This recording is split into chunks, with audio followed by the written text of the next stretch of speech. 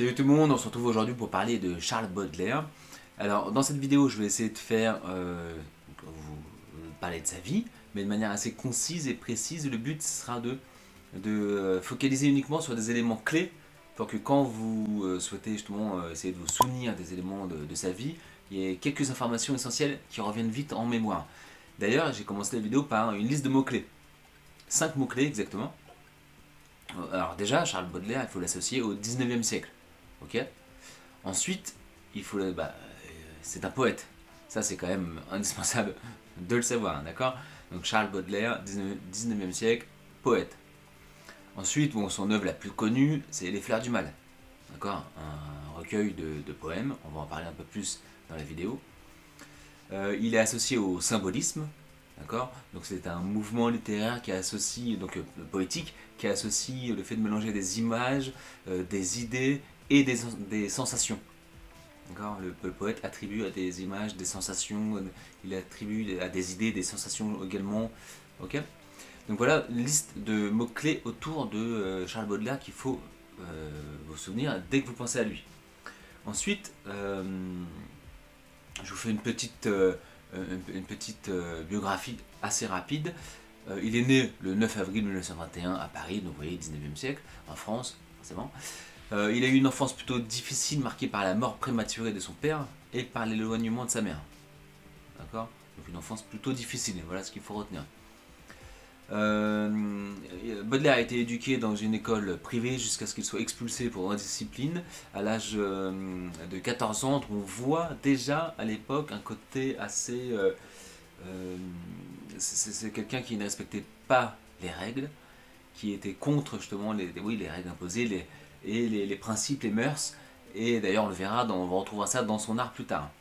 Après cela, il a été envoyé à Lyon pour étudier le droit, mais pareil, rapidement il abandonne ses études pour se consacrer à la poésie. Okay. Il a étudié la littérature, l'art et la philosophie, et a développé un intérêt profond pour l'esthétique et la poésie, donc très jeune. D'accord, donc il avait la possibilité de faire des études de droit, mais lui, c'est vraiment l'art, la poésie, exploiter ses qualités littéraires et poétiques plutôt que faire du droit. Et est très jeune. En 1841, il hérite d'une fortune, puisque son père, je vous rappelle, était décédé jeune, et en fait il hérite à sa majorité de la fortune de son père, ce qui lui permet de mener une vie de bohème et de se consacrer à l'écriture. Effectivement, avec l'argent, il va beaucoup voyager, il va beaucoup profiter de la vie. Justement, Baudelaire a fait beaucoup de voyages tout au long de sa vie. Il a visité les Pays-Bas, la Belgique, l'Angleterre, l'Allemagne. Il a vécu à l'île Maurice et justement, ça va influencer ses écrits, ses différents voyages. En plus, il consommait beaucoup de marijuana. Donc voilà, c'est quelqu'un qui, jeune, n'avait pas l'ambition d'être riche. Donc il a hérité d'un coup de beaucoup d'argent, mais clairement, il l'a dépensé assez rapidement. En 1857, Baudelaire publie son recueil Les Fleurs du Mal, qui choque la société de l'époque par son exploration des passions humaines, de la sensualité, de la mélancolie, de la beauté du mal. Donc lui, en fait, il cherche dans le mal le beau. Donc c'est une œuvre qui va choquer parce qu'il va chercher le beau dans la description d'un cadavre, par exemple. Vraiment beaucoup dans les images parfois bibliques, mais dans l'adoration du diable, du mal. Donc c'est une œuvre qui va énormément choquer pour l'époque. Donc Les Fleurs du Mal est un chef-d'œuvre de la poésie symboliste, ce que je vous disais tout à l'heure. Le fait d'associer des sensations à des images, des sensations à des idées, caractérisées par une langue riche et suggestive, des images saisissantes et des thèmes tels que la mort, la damnation, l'amour et l'ennui.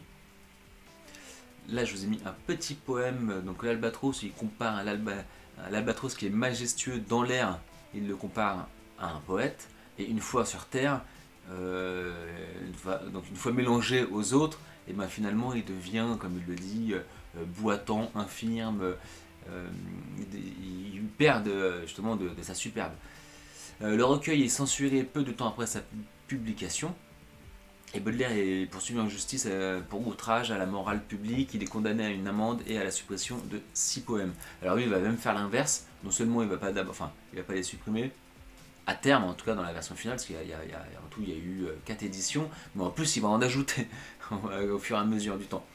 Il a été puni, je crois qu'il a eu une amende de 3000 francs de l'époque, et c'est l'impératrice, donc la femme de Napoléon III, qui finalement a revu à la baisse cette amende. Malgré les critiques et la censure, Baudelaire justement continue d'écrire et publie d'autres recueils, notamment Les Épaves, Le Spleen de Paris, donc ce sont toujours des recueils de poèmes hein, qui explorent toujours l'âme humaine, la mort. Et lui, vous voyez, il fait l'éloge de Paris, qui était à l'époque une ville assez sale, polluée, et alors que les poètes de l'époque, en tout cas un peu avant, ceux du romantisme, faisaient plus l'éloge de la nature. Donc il était quand même à contre-courant par rapport à ce qui se faisait au 19e siècle, au début du 19e siècle, tout du moins. Baudelaire a eu de nombreuses relations tumultueuses avec des femmes, mais la plus connue c'est quand même Jeanne Duval, une danseuse de cabaret avec qui il a eu une liaison pendant de nombreuses années, jusqu'à sa mort d'ailleurs. Baudelaire a souffert de problèmes de santé toute sa vie, notamment d'un accident vasculaire cérébral qui l'a laissé partiellement paralysé. Il est mort le 31 août 1867, donc il est vraiment mort assez jeune, à Paris à l'âge de 46 ans, des suites d'une syphilis mal soignée. À l'époque, la syphilis c'était une maladie qui frappait énormément et qui était la cause de la mort de beaucoup de personnes, notamment par exemple Maupassant, quelques années plus tard. Bref, donc il est décédé de la syphilis. Baudelaire est considéré comme l'un des poètes les plus importants de la littérature française du 19e siècle. Son travail a influencé de nombreux écrivains et artistes, y compris des surréalistes un peu plus tard, des symbolistes, donc l'un de ses principaux thèmes, et des modernistes. Voilà, donc c'est un auteur immensément connu de la littérature française. Je vous rappelle qu'il faut l'associer au 19e siècle. Bien sûr que c'est un poète, son œuvre la plus connue c'est quand même Les Fleurs du Mal, et on peut l'associer au mouvement symboliste. Après, parfois, on peut aussi l'associer à d'autres mouvements comme le Parnasse, mais ça, c'est encore autre chose. Il faudra que j'entre plus dans les détails. Voilà, donc si jamais vous avez un petit commentaire de texte à faire sur un texte de Baudelaire, voire une dissertation, n'hésitez pas à essayer de vous souvenir de quelques informations que je vous ai données dans cette petite vidéo.